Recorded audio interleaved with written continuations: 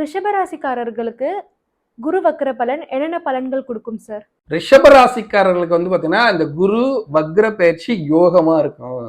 ஏன்னா ரிஷபராசிக்கு ஜென்மத்துல குரு வந்தாரு. ஜென்மத்துல வந்த குரு நேரடி பலத்தை கொடுத்தாம பல அலைச்சல்கள், மன உளைச்சல்கள், சில இடமாற்றம், சில தொழில் மாற்றம், சில ஏமாற்றங்கள் இதெல்லாம் கொடுத்தாரு இல்லையா? அது எல்லாமே இப்ப மாறி கொடுப்பாரு வக்ரத்துல. வக்ரத்துல வரும்போது நிறைய நல்ல விஷயங்களை செய்து காட்டுவார். இந்த குரு பயிற்சி நல்லா இல்லைன்னு புலம்பிட்டு இருக்கக்கூடிய ரிஷபராசிக்காரர்களுக்கு அப்படி ஒரு யோகமான ஒரு காலமா இருக்கும். அதனால 15/10/2024 இருந்து 11/2/2025 வரைக்கும் இந்த 120 நாள் சூப்பரா இருக்கும். இதுல வந்து பாத்தீங்கன்னா நடுவுல சனி வக்ர பயிற்சி கிராஸ் ஆகுது.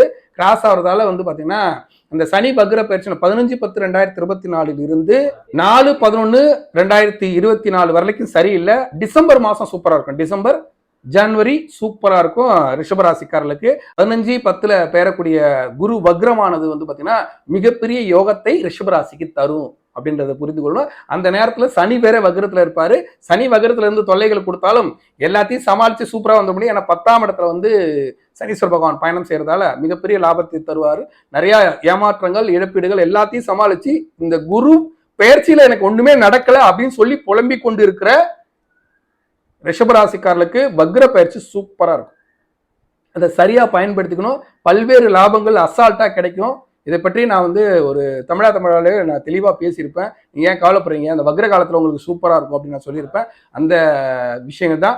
வக்ர காலம் அசால்ட்டா அடிச்சு தூக்கிட்டு போக முடியும் ரிஷபராசிக்காரர்களுக்கு. அதை சரியா பயன்படுத்திக்கணும். ஏன்னா வக்ர காலம் முடிஞ்ச பிறகு 15/10/2024 இருந்து 11/2/2025 வரை அந்த 120 நாள் தான் வக்ர காலத்துல கொடுப்பாரு.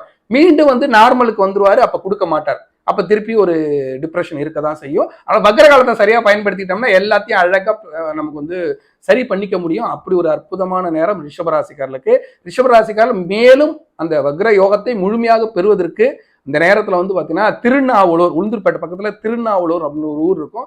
அந்த ஊர்ல இருக்கிற நின்ற குரு பகவான், அது வந்து ரிஷபகுருன்னு சொல்லுவாங்க. அந்த ரிஷப குரு பகவானுக்கு போய் ஒரு கொண்டக்கல்ல மாலை சாத்தி ஒரு அர்ச்சனை செய்துட்டு வந்துட்டீங்கன்னா ரொம்ப சூப்பரா இந்த குரு பகவான் கொடுத்த தொல்லையிலிருந்து விடுபட்டு குரு பகவானுடைய யோகத்தை முழுமையாக இந்த குரு வக்ர காலத்துல பெற முடியும்.